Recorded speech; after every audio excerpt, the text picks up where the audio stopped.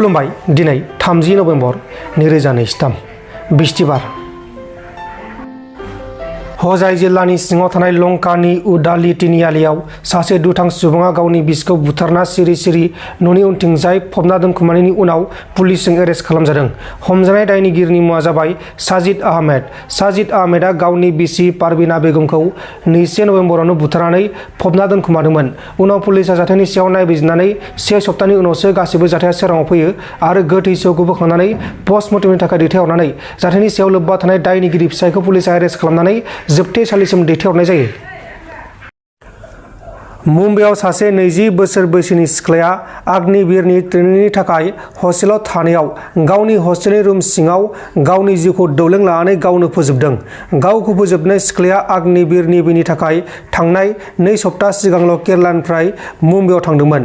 पुलिसआ बुंनाय बायदिब्ला बे सिख्लाया गावनि गोसोनि सेंग्राजों नांलाय खमलाय जानानै बे जाथायखौ खालामदों होनना सन्देह खालामनाय जादों।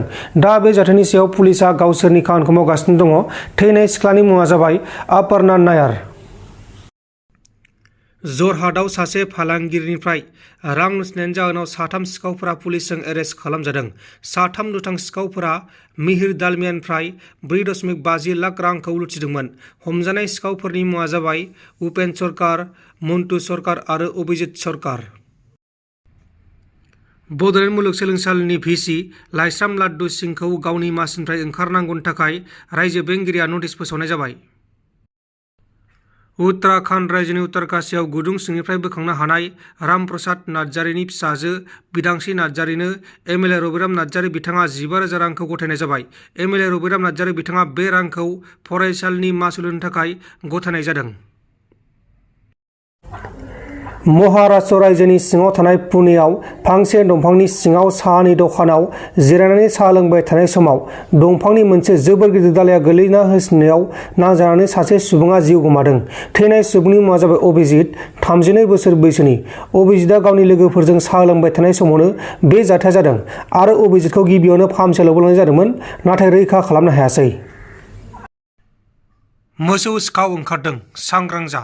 क'क्राझार डिस्ट्रिक्टनि सेरफांगुरि पुलिस बादानि सिङाव थानाय अन्थाइबारि गामियाव हरनि समाव उन्दुलांनायनि खाबुखौ लानानै माखासे दुथां सिखावफोरा गंसे बर' न'खरनिफ्राय 4 मोसौफोरखौ खावना लांखुमादों।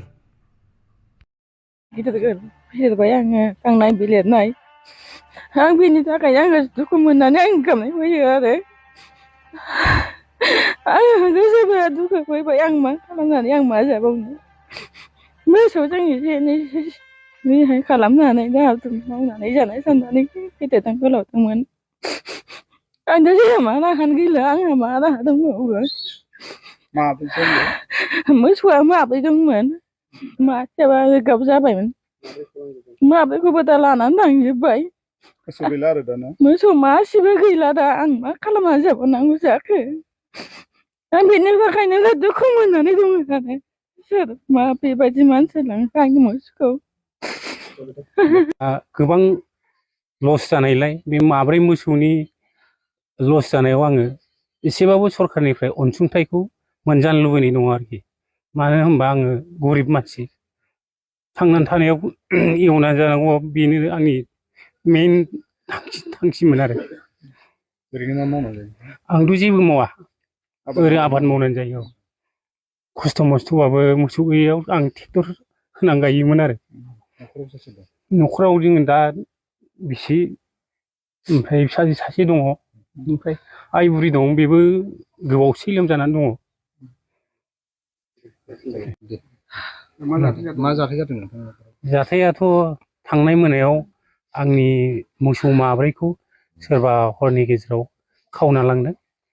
हरनि 12था बारबायमोन आरो मोसौ खावना लांनाया। आं 12थानि एसे सिगां सिखारदोंमोन, बायहेरायाव ओंखारदोंमोन। ओमफ्राय बिनि उनाव उन्दुफिनबाय। उन्दुफिननायनि उनाव बबे समाव लांखो बेखौबो जों आन्दाज मोनाखिसै आरोखि। नोंथाङा सिखारबाथाय दङमोन मोसौआ? जों औ सिखारबा दङमोन। 12थानि एसे सिगां जोङो सिखारबा मोसौआ दंजोबोमोन आरो। हरसेयावनो 4खौबो लांखादों? खेबसेयैनो 4खौबो लांदों। माने मोसौआ आङो बे बाहेरायाव खाग्रा दुरुं गोलाव गोलावजोंनो बे मोसौखौ गलियावबो खाखायोमोन। दा बे दुरुं गोलाव गोलावखौ गासिबो खेवनानै बिसोरो मोसौखौ बोना लांदों आरो। आबाद मावनायाव बाहायो? आबाद मावनायावथ' मासेयाथ' बिमासो मासेया दामब्रा फिसा एसे देरहांनायमोन बोसोरथाम जाबायमोन ओमफ्राय मानै हालुवा गिदिर गिदिरा बेखौ देग्लाय आङो सिखायबायमोन दाखालि बे बारि एवनाय समाव सिखायबायमोन मोसौआ हाल थांबायमोन दा आंहा बेजों फैगौ दैज्लाङाव एवनानै जानायनि मोनसे आसा दंमोन आरो दा बे आसाफ्रा गासिबो फैलार जानानै थांबाय आरो दा रां फैसानि बिथिङाव बेसेबांसो बेसेननि जागौमोन बे माब्रै मोसौजों बेयो खमैबाबो 80 रोजानि बेसेन जागौमोन आरोखि बे हालुवा गिदिर गिदिराथ' खमैबाबो मासेयाव 25,000सिमाव मोनहैखागौमोन ओमफ्राय नैबे बिमाजों फिसाजों बे एसे खमाव गोलैगौमोन आरो मथा मथि 80 रोजानि मोसौनि भेलु जागौमोन आरोखि सिगांफ्रावबो बिदि जाखांबाय नामा गामियाव सिगाङावथ' जोंनि गामियाव बै गामि खाथियाव जादों मासे गोमादों बे हालुवा गिदिरमोन दा बेखौ मोसौ बिगोमा जेबो एक्सन लायाखिसै गोमाबाय बे जोब्बाय होननानै बे थांबाय नाथाय दिनै जोङो दहाय फुंनि गेजेरावनो थानायाव थांनानै एफआइआर हैदों ओमफ्राय थानानि मानसिया दा फैनानै बेखौ इनक्वाइरि खालामनानै थांबाय आरोखि खाथि खालायाव खबर लादों जागोन जोंथ' दाथ' बहा मोनबावनो बेखौ खाथि खालायावथ' नागिरनानैथ' मोनखानाय नंला सन्देह दङ बे मथा मथि गारिजों बै सिखावफ्रा लानानै थांदों आंहा बेखौ सन्देह दं आरोखि आरो आंनिल' नङा बै गामि खाथिनि गामिसेनिनो आरो बै माबा बिनियावबो बिमा मासे दंमोन बिमाल' नङा मोसौआ बुरजा दंमोन आरो बेनावबो माब्रै माबा दंमोन नाथाय बे बिमा गिदिरखौल' बिनिखौ लांदों आरोखि मा गामि गोलैयो बे गामिया जाहैबाय अन्थाइबारि सेरफांगुरि पुलिस स्टेसननि सिङाव थानाय रामफलबिल आनसलिक जाहैबाय मा मुं नोंथांना आंनि मुङा बन्दुराम बसुमतारी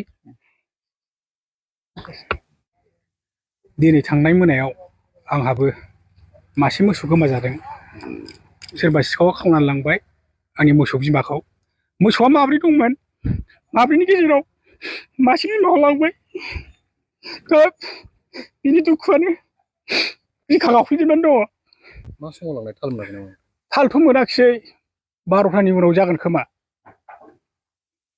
बाहेरायाव 11थासो साराय 11थासोआव ओंखारब्ला मोसौआ दंमोन आरोखि बिनि उनाव ओरै 12था बारनानै घटनाया जादों खोमा सन्देहआ मा रोखोमनि लाङा सन्देहआथ' बिसोरो गारिजोंसो लांदों जानांगौ आगोलावबो बिदिनो खाथियाव गोमादों आरो दाबो नै गोमाबावबाय माने हरसेनि गेजेराव माब्रै औ हरसेनि गेजेरावनो बै न'खरसेयाव माब्रै आंनाव मासे माबा मोसौखौ गारियाव दैखांना लांबाय औ गामि दरसेयावनो गामिया बे अन्थाइबारियानोखा जोंना आफलागाव कसा सिगां समाव बिदि खाथि खाला ओनसोलाव बिदि जाथाय जाफेरदोंमोन आगोलावथ' गोमादोंमोन खोनादोंमोन गोमानायखौ जेबो एक्सन लालायनाय जायासै रावबो दा नै जोंनाव जाफैबाय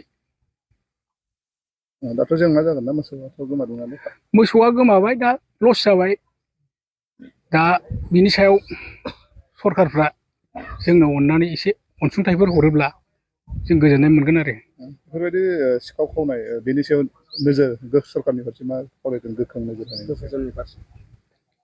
सरखाराथ' सरखार हिसाबै जों खहा जाजानायखौ एसे सुफुंहरोब्ला जों मोजां मोनगोन आरो सिखाव खावनायनि फारसे सांग्रांथि जेनेबा नोजोर लाखिनायाव सरखाराथ' बे सिखाव बुस्थुखौ जेब्लायबो थाल लानांगौमोन